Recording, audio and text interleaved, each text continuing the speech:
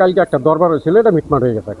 মিটমাট করার পরে তারা পরিকল্পিতভাবে আজকে এটা তারা ছেলের মারছে। তারা আসে 8-10 জন। ওই যে দিলর হোসেন 1 নম্বর, দ্বিতীয়ত ফজলুর ছেলে খালেকে ওই তার আরেক ছেলে সাব্বির, পরে লিটন, পরে হাবিব, আরো কয়েকজন আছে। পূর্বের একটা রেশারেশি নিয়ে একটা ঝামেলা নিয়ে ঘটনা।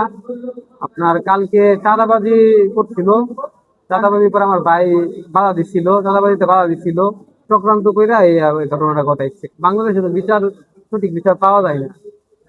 ফাঁসি তো যদি দেয় সরকার, তো ফাঁসি দেয়, এটা সবচেয়ে উত্তম হবে ভাই। সরকারের কাছে দাবি ভাই যেন আসামিদের ফাঁসি হয়।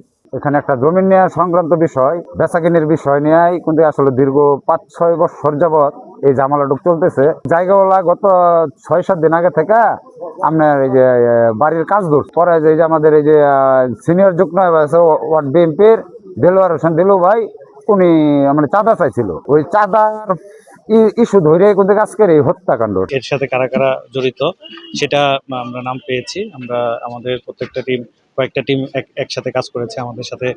র্যাবের ওরাও শ্যাডো ইনভেস্টিগেশন চালাচ্ছে।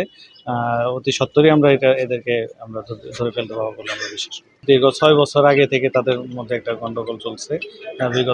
গত দিনও তাদের মধ্যে একটা মীমাংসার মতো একটা চেষ্টা হয়েছিল। এইটুকু আমরা পেয়েছি, তারপরে তদন্ত চলছে, বাদ বাকি এগুলো আমরা পরে আপনাদের জানাবো।